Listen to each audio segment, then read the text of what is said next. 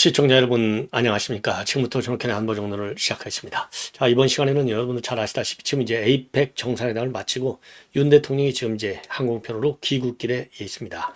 자, 그래서 이제 오늘 이따 이제 저녁에 이제 도착을 하게 되는데요. 이번 에이펙 정상회담, 그러니까 한중 정상회담이 막판까지 조율됐지만 안 됐다.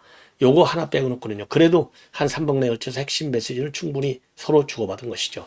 자, 그래서 이 한중 정상회담을 빼놓고서는 우리 윤 대통령이 이번에 많은 또 외교적인 업적을 이룩하고 만들어내고 또 귀국을 합니다. 자, 그래서 윤석열 대통령 제가 누차 얘기지만은요. 제가 보기에 역대 대한민국 대통령 중에 가장 빠른 시간 안에 외교안보 관련 이 경력이 전망한 상태에서 그야말로 이제 이 요즘 뭐 이 학원으로 따지면은요. 속성 코스를 다 맞춰서 이제 뭐 대학원 박사 과정 시험을 봐도 될 정도로 아주 선수 중에 선수가 되지 않았나 이렇게 생각이 들어요. 그래서 한 번 더 이 에이펙 정상회담 관련된 뉴스를 압축해서 말씀을 드리겠습니다. 왜냐면요. 이번 에이펙 정상회담의 결과가 골든게이트, 이제 샌프란시스코 하면 이제 골든게이트가 아주 유명하잖아요. 예. 시진핑도 거기서 32살에 사진 찍었다는 거 아니겠습니까? 자, 그런 것처럼 이제 골든게이트가 샌프란시스코의 상징이기 때문에 성명문 안도 일명 이제 골든게이트 성명이다. 요렇게 이제 보도가 되고 있어요. 그래서 골든게이트 성명이 이제 그동안의 에이펙 정상회담을 총결산한 거 아니겠습니까? 그래서 그 내용을 중심으로 말씀을 드리겠습니다. 다음에는 이제 바로 이제 국내 정치권 뉴스로 돌아와서는요. 지금 이제 이재명 재판이 봐주기의 연속 아니겠습니까? 그래서 김동현 판사, 그러니까 이제 대장동 담당 판사죠. 요거 전부 다 좌파들이에요. 예. 그 김동현 판사는 그래도 조금 마음이 이제 흔들린 것 같아요. 예.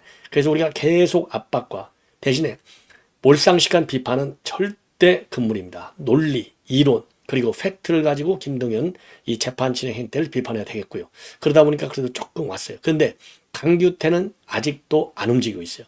강규태는요, 이 김동연 판사에 비해서는 오히려 더 좌파, 상당히 센 좌파다. 이렇게 보여집니다. 그래서 이 강규태 판사의 최근의 판결 경향하고요. 그 다음에 이 강규태 판사의 실체, 이런 거를 말씀을 드리고, 그리고 이제 신자유연대 김상진 대표가 이거 징계 청원을 냈습니다. 이제 그동안에는 김동연에 대해서 징계 청원을 냈고 이번에 두 번째로 냈어요. 자, 그래서 이 강규태 판사에 대한 우리 뭐라 그럴까요? 비판, 그리고 이제 이걸 법적으로 처리해야 되겠다. 이런 이 압박 여론이 지금 고조되고 있습니다. 그래서 요 내용을 말씀을 드리고, 자, 이러한 가운데 말이죠. 이준석이가 당원 모집 광고를 내기 시작했어요. 야, 그러면서도 말이죠. 이준석이 야, 참 뻔뻔스럽게 짝이 없어요. 지가 당 대표를 해먹은 당을 탈당해서 신당을 만들겠다. 대한민국 여권 역사 사상, 여당 사상 처음 있는 일이에요. 자, 이런 인간을 뽑은 우리 모두 반성해야 되겠고요. 절대 돌아올 수 없는 다리를 우리가 돌아올 수 있는 다리를 싹 다 잘라내야 된다고 생각을 합니다. 자, 그리고요. 그리고 이제 이 경향신문, 그 다음에 이제 조국, 이런 또 뉴스가 있어요. 경향신문에서는 경향신문마저도 이재명을 조금 이 비판하는 그런 기사를 실기 시작했고요. 또 요 판을 이용해서 조국이는 윤 대통령에 대한 탄핵 카드를 꺼내 들고 있어요. 자, 그래서 오늘 신자유연대 아까 말씀드린 대로 징계청원도 대법원에 냈지만은요. 그 다음에는 이제 오늘 거의 촛불 행동에 대통령실 접근을 차단하기 위해서, 그리고 맞불 집회를 하기 위해서 지금 여의도에서 집회를 하고 있습니다. 그래서 촛불 세력도 5천 명가 붙고 있는데요. 여기에 조국이 편성한다. 이렇게 보시면 될 것 같아요. 자, 그래서 이런 뉴스를 가지고 여러분들께 이제 하나 말씀을 드리는데, 이 조국이가 바로 이런 인간이에요. 예. 자, 그래서 이 조국 내용은 천천히 말씀을 드리도록 하겠고, 먼저 윤 대통령의 이번 이 정상회담 자료 화면을 조금 더 보여드리도록 하겠습니다. 이게 이제 윤 대통령 출발할 때 하고 그 다음에 귀국할 때 어떻게 대통령에서 사진을 똑같이 냈어요. 윤 대통령이 눈매 이 눈동자가요. 이제 김건희 여사의 표정은 출발할 때고는 좀 다른데 옷도 다 다르고요. 자, 그래서 옷은 뭐 이제 김건희 여사 이 뉴스 나올 때 항상 패션을 꼭 챙기는데, 뭐 보시는 대로 회색 조끼, 검정색 바지, 속 셔츠도 검정색. 그리고 윤 대통령은 약간 곤색인가요? 예, 곤색의 빨간 넥타이. 저는 본래 아주 빨간 넥타이는 오늘 아침에는 제가 맸는데, 지금 저는 이제 그 윤 대통령 하고는 좀 다르게, 이건 무슨 색인지 저도 잘 모르겠네요. 이 색깔을, 이게 무슨 색이죠? 여러분들 뭐 요 색깔이 무슨 색인지 정확히 한국말로 뭐라고 그러는지 모르겠는데요. 요 색을 제가 바꿔서 맸습니다. 예. 자, 그리고요. 요게 이제 귀국길에 올라서 오늘 밤에 이제 도착을 합니다.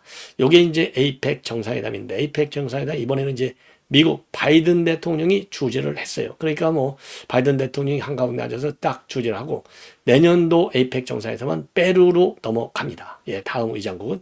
그리고 내후년 에이펙 의장국은 우리 대한민국이 받아오게 돼 있어요. 요거 아주 큰 성공이고요.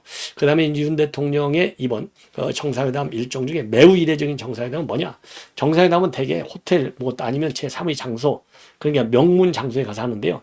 매우 이례적으로 대학에 가서 했어요. 그것도 이제 우리 뭐 미국에서 아주 유명 대학 중에 하나인 스탠포드 대학에서 했습니다. 후보연구소에서 했는데, 후보연구소 주최 이 스탠포드 대학 내 개최죠. 그래서 이제 기시다 총리하고 우리 윤 대통령이, 그러니까 한일 정상이 말이죠, 대학에서 간담회를 하는 형식으로, 그냥 둘이서 이렇게 대화하는 게 아니라 간담회 형식으로 해서 전문가들하고 토론의 장을 이렇게 가진 것은 이번이 처음이고요. 이번 사회는요, 지금 여러분들 곤솔리다 라이스, 저 옛날 유엔 대사도 하고 미 국무장관도 했죠. 요 분이서 사회를 봤어요. 아주 성과적으로 잘 끝났죠. 예, 성과적으로 끝날 수밖에 없고, 그리고 이게 이제 7번째 만남이라는 것도 의미가 있지만은 대학에서 간담회를 가진 것도 의미가 있고, 제가 보기에는 뭐 그 속사정이야 제가 잘 모르겠지만은 윤 대통령이 해외 정상회담을 나가면 반드시 어느 특정 대학에 가서 강연을 해요. 그래서 젊은 세대와의 대화, 그렇죠? 그런 공감 이런 걸 갖게 되는데, 요 대학에 가서 이런 행사를 갖는 것은 여러 가지 의미가 있어요. 왜냐하면 뭐 우선 대통령이니까, 대한민국 대통령이니까 아무 대학이나 못 가잖아요. 명문 대학을 가는 겁니다. 그러면 명문 대학을 가서 청년들, 대학생이니까 자기 청년이잖아요. 그리고 명문 대학에는 아주 저명 교수들이 다 있잖아요. 그러니까 저명 교수는 원로들이 많고 학생들은 젊은 20대 학생들이잖아요. 그러니까 미래 세대와 현재 세대의 주인공들과의 브릿지를 만들려는 노력을 하는 것이 아니냐. 왜냐하면 명문대학의 엘리트 인재들이 전부 그 나라 지도자가 되잖아요. 뭐 우리 대한민국도 마찬가지. 전 세계 뭐 웬만한 최소한도 중진국가 이상은 명문대 출신들이요. 그거 어쩔 수 없어요. 왜? 명문대 출신들이 그 나라를 이끌어가는 책 있는 지도자가 되는 겁니다. 그래서 한국 지지 세력을 1, 20년, 2, 30년 후에 만들어내는 작업을 하는 거예요. 하나 있고. 그 다음에는 제가 이제 국가 정상으로서. 그 다음에는 윤 대통령이 사적인 관점에서 본다면, 뭐 제가 잘못 짚을 수도 있겠지만, 아버님이 평생 대학 교단에 서 있었잖아요. 교수. 어머니도 대학 교수. 그러니까 대학의 중요성을 잘 알아. 그래서 윤 대통령도 서울대학을 다녔지만은 연대 가서 공부를 많이 했다는 거 아니에요. 그래서 대학의 소중함을 아는 그 입장, 요거를 샌프란시스코 가서도 이제 기시다 총리하고 같이 공유한 것이 아니냐. 예. 그리고 내용은 이미 여러분께 말씀드렸죠. 두 분이서 뭐 어마어마한 좋은 얘기 많이 했지 않습니까? 항상 하는 얘기죠. 이 안보 경제적인 측면에서 공동 보조를 같이 한다. 이런 거 아니겠어요? 예. 자, 그래서 샌프란시스코 동정 사진이 굉장히 많이 나와 있어요. 여기 이제 샌프란시스코 안에 이제 후보연구소, 여기에서, 여기 써 있잖아요. 우측에. 여기에서 이런 간담회를 가진 겁니다. 자, 그리고요, 이 간담회와 관련해가지고 이렇게 또 좌담회, 이게 좌담회 간담회는 이 직접 상황이고요. 그래서 오늘 이날 간담회에 참여한 이 전문가들, 이런 사람들 다 같이 사진도 찍고 아주 멋있게 진행이 됐어요. 자, 이 정도로 되면, 이거 윤 대통령이 아주 멋있게 멋있게 행사를 다 하고 오셨구나. 아낌없는 행사를 했구나. 이런 생각이 들 거고요. 그리고 이제 김건희 여사의 일정으로 보면은 이제 이미 자세하게 말씀을 드렸지만은, 이 바이든 여사가 이제 건강, 정신건강 문제에 관심이 있기 때문에 우리나라의 대표적인 블랙핑크, 로제 이 가수, 아이돌 가수를 초대해서 또 자리를 빛내준 거, 그리고 이제 한미일 정상회담을 가진 거, 요것도 이제 아주 성공적인 그런 한미일 정상회담은 당연히 말이죠. 항상 얘기하듯이 이 북한 문제를 중심으로 해서 하는 것이고, 그리고 한중 정상회담도 좀 아쉽지만 3분 정도 대화를 해서 이 한중 관계의 중요성을 다시 한번 인식시키는 이런 계기가 됐다. 그래서 나름대로요. 또 뭐 여러분들 에이펙 정상회담 여기 좀 나와 있고요. 예. 자, 그다음에 기시다 이 후보연구소 딱 밑에서 그 로고 밑에서 사진 딱 찍었잖아요. 그리고 이제 바이든 대통령이 주최한 또 이걸 뭐죠? 이 국빈 정상회담, 에이펙 정상회담 만찬, 여기에 또 참여를 했고요. 그래서 조금 뭐라 그럴까요? 아까도 말씀드렸듯이 한중 양자 간에 최소한 한 30분짜리 회담을 열렸으면 금상첨화인데, 그게 안 열려서 좀 아쉽다. 이렇게 이제 말씀을 드리고 싶어요. 그리고 이제 또 지금 애플의 최고 경영자인 팀 쿡 만났잖아요. 그래서 아버지가 또 6.25 참전 용사라는 거 아니겠습니까? 그래서 굉장한 또 이 지지를 또 확보했고요. 우리 투자 문제, 또 이 부품 기업과 애플 간의 공급망 협력 체계 강화와 관해서 논의를 했고요. 그리고 이제 이번 에이펙 정상회담에 대해서는 기후위기 극복을 위한 한국의 어떤 역할, 이런 거를 또 설명을 했고, 그리고 세션 2에서는 에이펙 경제협력체 실현을 위한 우리 한국의 역할, 이런 거를 아주 충분하게 설명을 했다. 그리고 이 라이스 장관의 사회로 열린 이 스탠포드에서의 간담회에서는요, 안보 경제 협력을 공고하고 한일과 그다음에 한미일 3국 간의 첨단 기술 교류 이 필요성에 대해서 공감을 했습니다. 그리고 또 이례적인 것은요, 지금 이제 이 좌담회만 한 게 아니라요, 스타트업 간담회까지 가졌어요. 이거 지금 굉장히 중요한 거죠. 한일 정상 간의 좌담, 그리고 한일 정상 간의 스타트업 간담회. 그래서 윤 대통령은 첨단 기술, AI하고 디지털 거버넌스의 정립, 탄소 저감과 청정 에너지 전환, 이런 데서 3국 공조 방안과 리더십 발휘의 필요성을 역설을 했습니다. 자, 이 정도로 해서 정상회담 관련 중요 내용은 여러분께 다 말씀을 드렸고, 그 다음에 이제 골든 게이트의 성명문 내용을 핵심적인 메시지만 이렇게 말씀을 드리면요, 공식 성명의 명칭이 2023 에이펙 정상회의 골든 게이트 데클러레이션 성명, 이렇게 되어 있어요. 그러니까 이제 이 샌프란시스코 도시 입장에서는 굉장히 큰 영광스러운 것이죠. 자기 도시 이름이 들어갔잖아요. 예, 골든 게이트, 도시 이름이 아니라 샌프란시스코의 상징, 이 명물인 골든 게이트. 예, 그래서 여기에서 이 에이펙 공동 조치는요, 모두를 위한 탄력적이고 지속 가능한 미래를 만든다. 그래서 탄력적이고 지속 가능한 미래, 예, 이게 이제 주제의 성명문을 채택했어요. 이 성명문에서는요, WTO를 핵심으로 하는 다자간 무역 시스템의 중요성을 대확인한 거예요. 그러니까 WTO가 자유무역이 하나요. 보호무역 하지 말자 이거예요. 보호무역은 이거 옛날 구시대 거. 더군다나 지금 이제 디지털 혁명 시대이기 때문에 보호무역 갖고 되지 않아. 예, 그렇죠. AI가 있고 IT가 어마어마하게 발전되기 때문에. 그래서 그럼에도 불구하고 보호무역이 지금 없어진 건 아니잖아요. 그러니까 보호무역 똑바로 자유무역을 똑바로 하는데 WTO 규칙을 가지고 한다. 그래서 자유롭고 개방적이고 공정하고 포괄적인 무역 환경, 투자 환경을 만든다. 말은 참 좋아요. 근데 일단 이거를 지향적으로 제시하고요. 그래서 에이펙 국가들이 말이죠, WTO 협정의 적시적이고 효과적인 이행을 위해서 노력한다. 그래서 내년 2월에 아랍에미리트에서 어떤 회의가 개최되느냐, WTO 강요회의가 개최돼요. 여기서 성공적이고 긍정적 결과를 제공할 수 있도록 정상들이 노력한다. 이렇게 되어 있습니다. 그리고 이게 에이펙 회담이니까 에이펙, 아태 지역 내 포용성 확대를 위해서 무역 환경과 투자 환경을 대대적으로 계획한다. 따라서 2025년도까지 에이펙 서비스 경쟁력 로드맵을 완전히 이행한다. 이거를 목표로 해서 중기 검토에 대응한 그러니까 내년이면 중기 검토죠. 작업을 계속한다. 이렇게 돼 있고요. 그 다음에는 기업과 소비자를 위해서 포용적이고 개방적이고 공정하고 비차별적인 디지털 생태계를 조성한다. 그리고 우호적인 무역과 투자 환경 조성을 위해서 노력한다. 그리고 부패 범죄자와 그들의 불법 자산에 대해선 안전한 피난처 제공은 절대 안 한다. 예, 이렇게 되어 있습니다. 그리고 에이펙 회원국은 우크라이나 침략을 강력히 규탄하고 유엔 헌장 원칙에 기반한 정의롭고 지속적인 평화 달성 필요성을 강조했다. 다만요, 가자 지구에 대해서는 의견을 교환했다고만 되어 있어요. 이 얘기는 결국 뭡니까? 에이펙 국가 간에도 이거 중국이 들어가 있잖아요. 그러니까 이제 하마스 이스라엘 간 문제에 관해서 입장을 공동으로 표명하는 데는 실패했다, 이렇게 보는 거예요. 그래서 성명에는 각자의 입장을 공유했다. 각자 입장 서로 알게 되고 각자 입장을 확실하게 설명했다 이거예요. 이견이 있지만, 예, 이견 갖고 시비한 것은 담지 않는다. 그래서 공동 성명을 하나의 문장으로 만드는 데는 실패했다는 겁니다. 말을 하는 거고, 다만 일부 정상들은 에이펙이 지정학적 문제를 논의하는 포럼이 아니다. 그러니까 지정학적 문제를 논의하는 게 아니고 에이펙의 경제적인 측면을 많이 얘기하는 거다, 이런 얘기죠. 그래서 의장 성명에는 포함시키지 않았다. 예, 골든 게이트 여기에는 포함시키지 않았다. 이렇게 지금 나오고 있어요. 이제 일부 회원국들이 반대했다, 이런 얘기가 되겠습니다.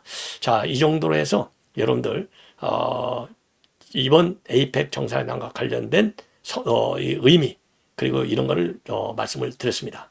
자, 그리고요, 이제 윤 대통령이 서울 오시면 틀림없이 또 이제 대통령실에서 또 이제 월요일 날 비서관 회의가 있고 월요일 날 비서관 회의가 어렵겠네요. 왜냐하면 영국으로 바로 떠나니까 어쨌든 내일 이러니까 대통령실에서 추가 또 설명이 나올 것 같아요. 브리핑. 그때 추가 내용을 말씀을 드리고 나름대로 이 정도는 또 디테일하게 나오면 여러분들 머리 아파요. 어려워. 솔직히 어려워요. 저야 뭐 평생 이걸 먹고 살았으니까 그냥 뭐 대충 저는 이해가 가지만 여러분들 어려워요. 그래서 가장 쉽고 핵심 액기스만 여러분께 말씀을 드렸습니다. 자, 이번에는 말이죠.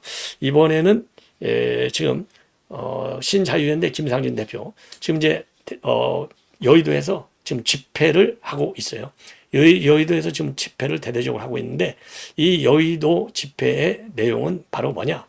오늘 말이죠. 지금 현재 촛불 행동 측에서요. 지금 이제 윤석열 대통령의 탄핵을 주장하는 지금 집회를 하고 있습니다. 이 집회를요. 무려 몇 명이 모이느냐? 5,000명 정도가 모일 예정으로 있어요. 그래서 윤 대통령의 탄핵, 그 다음에 다른 하나는 윤 대통령의 탄핵 플러스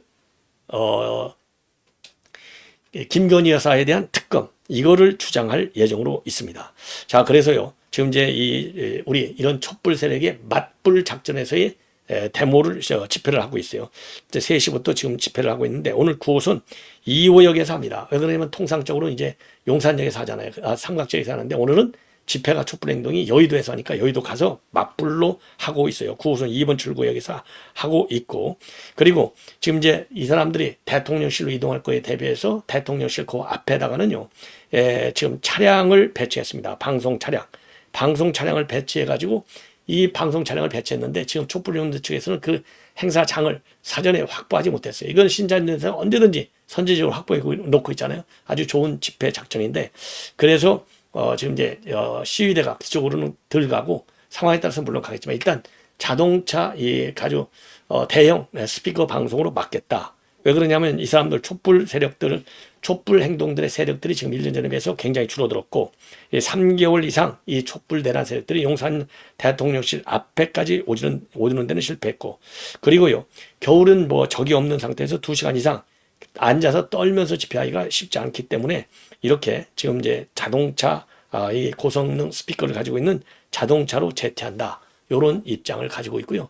자, 신자유연대 김상진 대표 고생이 많으십니다. 자, 그리고 이제 또 하나는요, 이 강규태 판사에 대한 징계 청원서를 지금 대법원에 제출했다고 합니다. 여러분들 강규태 판사 제가 뭐 한두 차례 제가 보도해 드렸는데요. 강규태 판사의 이 성향을 보면은요, 자, 이 판사인데 71년생이고요. 40회에 30기로 되어 있습니다. 자, 이분도요,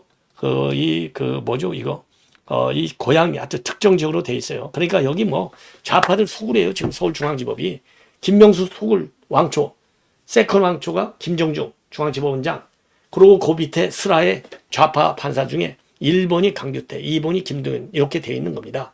예, 그래서 요 좌파 둘이 이재명 재판을 딱 만나갖고 지금 운명을 결정지고 있으니까 이재명이가 저렇게 맘 놓고 집어대로 가고 싶을 때 가고 나오고 싶을 때 나오고 싸우고 싶을 때 싸우고 요것을 하고 있는 거예요. 그러다 보니까 공직선거법 지금 400여일이 넘었어요. 400여일. 보통 공직선거법 1심은요. 길어봐야 100일 정도 걸린다고 그래요. 왜냐? 공직선거법 관련 규정에 따라서 6개월 안에 결정을 내리게 돼 있고 2심, 3심은 각각 3개월에서 1년 안에 결론을 내리게 돼 있는데 이 문재인 사법부, 김명수 사법부는요. 지들 멋대로 재판을 진행해요. 그러니까 민사재판, 형사재판 한 두 배 정도 계속 지연되는 거 아니에요? 여기에 이재명이가 편승을 하고 있는 겁니다. 그래서 공직선거법에 따라서 이렇게 지금 재판이 4배 정도나 길어지고 있는데 이거 도저히 참을 수 없다. 이건 불법이다. 그래서 지금 일각에서는요, 지금 변협 같은 데서 성명을 내고 있잖아요. 자유변협 이런 데서 성명을 내고 있고 규탄하는. 그래서 직권남용, 직무유기, 요 죄로 고발하겠다. 이런 입장을 내놓고 있고. 그 다음에 지금 신자유연대 김상진 대표는 징계를 청원했습니다. 징계 청원하는데 우리 국민청원 참여 수가요. 한 18,450명, 한 거의 2만 명 가까이 됩니다. 그래서 이러한 사유를 냈어요. 그래서 공직선거법 270조 위반. 예, 그러니까 재판 기간 신속하게 해야 되는데 이게 위반이 됐다. 예, 이렇게 돼 있어요. 4배 이상이나 더 긴 시간이 들어갔고 그야말로 우리 국민들의 인내의 한계를 벗어났다. 예, 더 이상 지연해서는 안 된다. 그리고 법원도 지금 국민들의 사법불신이 도를 넘고 있다는 점을 망각해서는 안 된다. 따라서 지금 이제 징계해야 되겠다 이겁니다. 자, 그래 더군다나 이제 법관징계법 2조에 따르면은 법관이 직무상의 의무를 위반하거나 게을리한 경우에는 해당되는 위법을 저질렀다고 할 것이며 따라서 징계를 즉시 시행해야 된다. 이렇게 해서 청원 입장문을 지금 이 신자유연대 측에서 대법원에 공식 제출을 했습니다.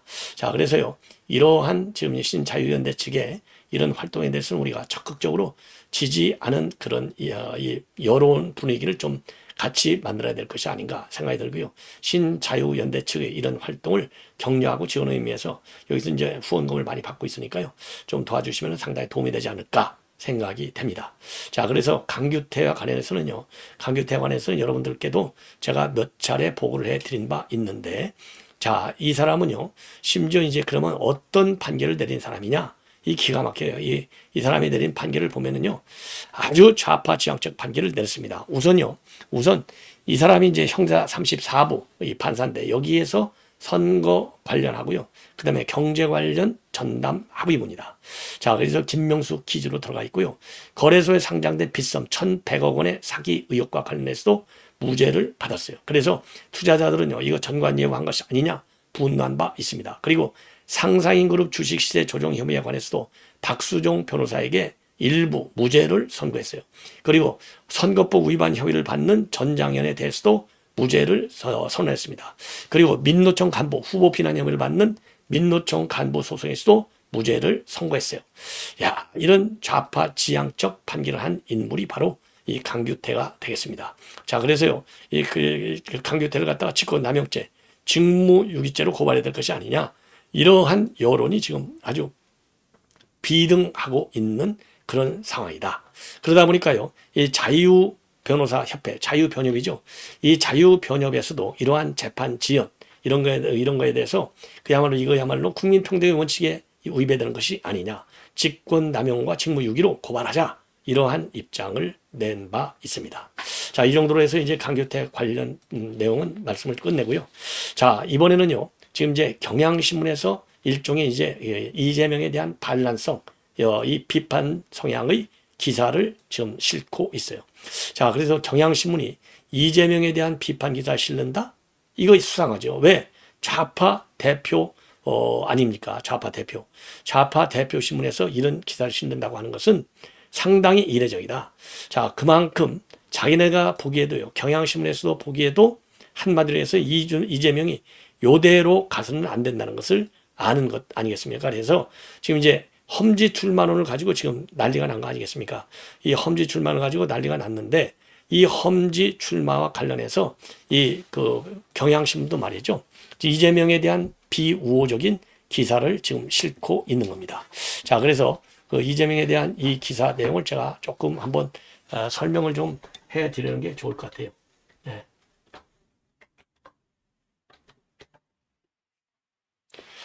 자, 이재명의 이 기사 내용을 보면은 한마디로 얘기해서 지금 이렇게 지금 이제 민주당이 결국은 이제 국민님한테 밀릴 가능성이 상당히 크다. 이러한 기조하의 기사를 보도하고 있는데, 왜냐? 혁신적인 측면에서도 밀린다. 왜냐? 이뇨한 위원장 지금 인기를 많이 얻었잖아요. 그 다음에 도덕적 측면에서 밀리는 것은 말할 필요도 없죠. 왜? 이재명만큼 이 사법 리스크가 큰 정치인이 없지 않습니까? 단군 이래 최대. 그렇기 때문에 공천 불가리 이거 잘 안 된다는 거예요. 왜? 이재명이 범인을 공천하는데 다른 기소가 된 사람들 이거 공천 안 줄 수 없잖아요. 그러면 난리가 날 것 아니겠습니까? 그래서 공천 불가리 면에서 또 도덕성 경쟁 면에서 국민의힘에 밀릴 수 있다. 이런 위기의식이 민주당 내 지금 커지고 있다는 거예요. 자, 그래서 그러다 보니까 민주당에서 원칙과 상식이라고 하는 정풍 운동이 지금 일어나고 있지 않습니까? 이런 것도 지금 이재명한테는 부담이 될 거다. 그래서 이 원칙과 상식이라고 하는 모임, 김종민, 윤영찬, 이원욱, 조홍천 이런 사람들이 이제 주도해서 나오고 있어요. 그러면서 김두관 의원 친명까지도 총선 승리의 최고의 전략은 이재명의 불출마 또는 험지 출마밖에 더 있느냐? 이러니까 무슨 소리냐? 친명에서는 그러면 안동 가서 지금 나가갖고 전체 총선을 지휘하란 말이냐? 아니 그러니까 사퇴하라는 거죠. 예. 더군다나 지금 민주당에서 이런 위기의식을 갖게 되는 결정적 계기는 뭐냐? 한국갤럽에서 지난 14일에서 16일, 바로 지난주, 바로 어제죠, 어제. 어제 나온 얘기를 보면은요, 핵심 승부처가 지금 서울이잖아요. 서울에서 지지율이 민주당은 30%예요. 우리 국민은 37%입니다. 예, 이 정도로 차이가 많이 나고 있어요. 그리고 또 다른 여론조사들, NBS, 이런 데를 보더라도요, 이 NBS도 좀 지지율이 낮게 나오고 있어요. 현격하게. 그래서 NBS도 굉장히 메이저 여론조사 기관이고, 예, 기관들의 집합체이고, 갤럽은 말할 필요도 없고, 여기에서 이렇게 뒤지니까 이거 큰일 났다, 이렇게 보는 겁니다. 그래서 험지에 출발하라, 이런 압박 여론이 조성되는 거예요. 근데 이미 지금 이재명이 자기네 지금 개항을 해서 나오겠다고 확실하게 거기 뭐 문화예술 단지 내놔라. 예, 그리고 특별 교부세 수십억을 받아왔다. 이거 홍보하고 있지 않습니까? 예, 그래서 지금 민주당이 굉장히 어렵고, 그리고 지금 이재명이는 이러한 선당 후사층 제안에 대해서, 요구에 대해서, 비판에 대해서 침묵으로만 일관하고 있고, 오히려 친명 핵심들 박찬대 같은 사람은 나와가지고, 아니 이재명이는 전국 총선을 지어야 되는데 개항의 고향인 안동에 가서 나가라고 하는 것이 이게 도대체 현실성이 있는 얘기냐? 예, 그래서 지금 현재로서는 인천 개항에 다시 나오는 것이 분명해 보이는 것 아니겠습니까? 따라서 일각에서는요, 이재명이가 총선 임박하면 자선택으로 이선 후퇴를 결단할 수도 있다, 이런 관측까지 나오는 겁니다. 요걸 보면은 이제 틀림없이 지금 이제 이 경향신문마저도 이재명의 이런 고집, 개항을 고수 전략에 대해서 상당히 지금 비판적 견해를 갖고 있다, 이렇게 보여져요. 자, 이런 가운데 이준석이가 이제 드디어 신당 창당 계획을 광고를 하고 있었어요. 1차적으로 본인의 SNS를 통해서 이렇게 광고하고 있습니다.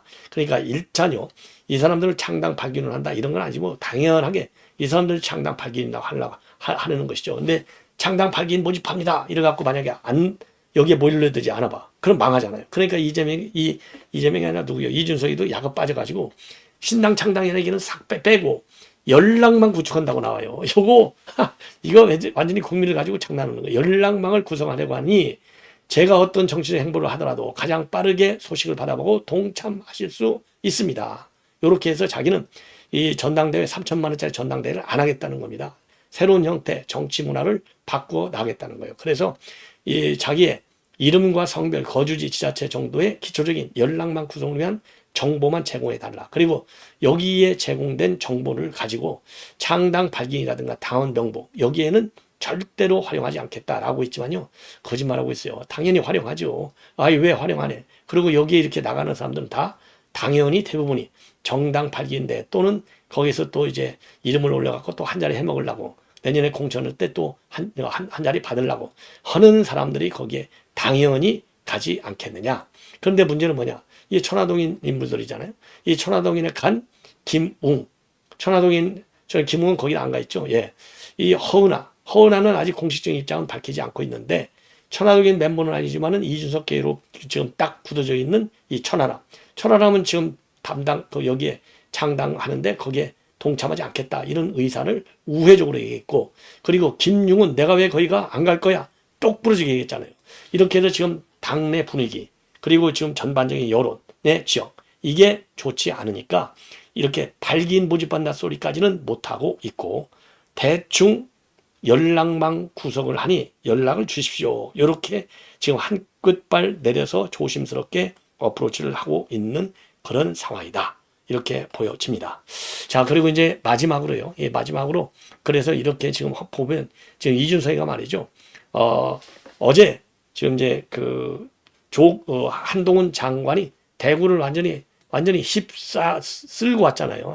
대구를 갖다가. 자, 그래서 지금 문제가 뭐냐? 지금 이거는 말로는요, 자기는 경쟁자가 아니다. 예, 이준석이가 노는 물하고, 그 다음에는 이제 한동훈 장관이 노는 물하고는 다르다. 그래서 자기하고는 경쟁 상대가 아니다라고 하고 있지만은 마음적으로 쫄고 있어요. 그러니까 하루 전날 이준석이가 좀 꼬리를 빼고 한 단계 낮추고, 그리고 한동훈 장관이 갔다 온 날은 이제는 당원을 모집하는데 당원 모집이라고 안 하고 연락만 구축한다고. 그래서 벌써 심리전에서, 그리고 현장 분위기에서 지금 한동훈 장관이 어제 7시 KTX를 타야 되는데 10시 넘어서 3시간 이상이나 역전해서 이 사인해주고 사진 찍고 난리가 난 거 아닙니까? 이러한 그 아주 그냥 쫙 타오르는 지지의 불길, 이거 보고 겁먹은 거예요. 그러니까 조금 더 가면 연락만 구축도 연락 안 오겠네, 놀래가지고 지금 이러한 지금 SNS 작업을 하고 있는 것이 아니냐, 이렇게 해석을 하는데요. 지금 중앙일보가 지금 보도하고 있는 내용, 그러니까 이제 사실상 16일 날 YTN에 나와서 한 얘기를 보면요, 현재로서는 신당 창당 가능성이 60%다. 신중하게 움직이겠다. 이런 얘기를 하고 있어요. 물론 말로는 낙관적 전망을 하고 있죠.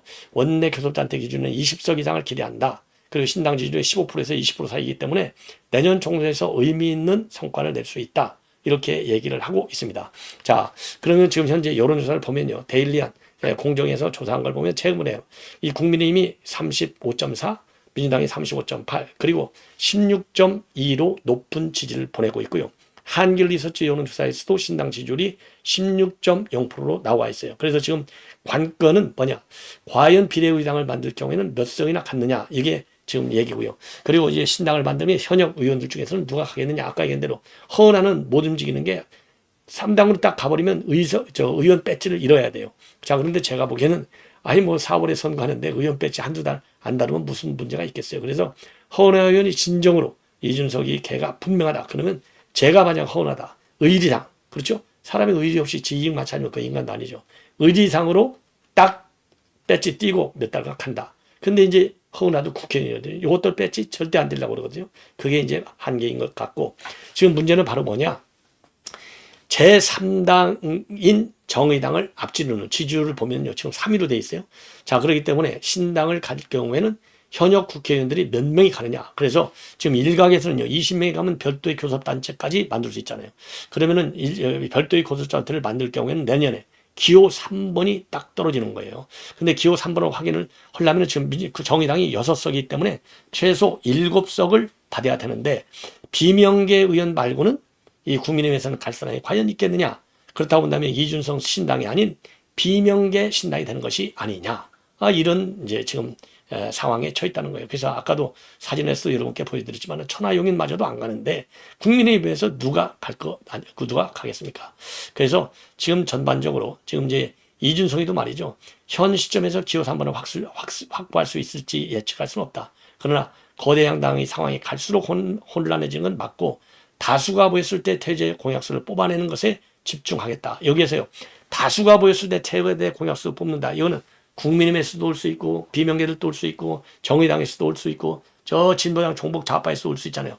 여러 세력들이 모이잖아요. 거기서 공통분모를 뽑는다는 거예요. 그러면 이거는요, 이념 지향적 정당, 정당다운 정당이 아니라 잡탕벌을 만들겠다뇨. 정당이 아닌 정당의 모자만 쓴 당을 만들겠다는 거예요. 그래서 과거에 없어졌던, 지난 21대 선거 이후에 없어졌던 위성 정당 같은 거, 이거 하나 만들어 놓고 배지 하나 달아놓고 보고, 그리고서 이제 큰 틀로 본다면 어디든지 합당, 당대당 합당해서 지분을 확보하려고 하는 이 꼼수 아니냐. 그래서 이준석 배지를 갖다가 비례대표가 아니라 어느 특정 지역에서만이라도 좀 받아갖고 지역 의원이 되겠다. 이런 야심찬 계산인 것 같은데요. 글쎄요, 될까요? 지금으로서는 상당히 어렵다. 다만 비명계들의 움직임이 이준석과 틀을 같이 한다. 그러면 얘기는 달라지는데, 왜 그러냐? 지금 이준석이는 지금 굉장히 생각보다는 지금 아주 로우키로 다루고 있어요. 신당이. 왜? 지지가 없으니까. 그래서 여기서도 다수가 보였을 때 최저 공약수를 뽑아내는 것에 집중하겠다. 이게 스스로 세의 한계를 본인이 인정하는 아주 아둔한 발언이다. 이렇게 판단이 됩니다. 예. 자, 그래서요, 이 정도로 해서 본 방송은 마치겠습니다. 예. 대단히 여러분들 고맙습니다.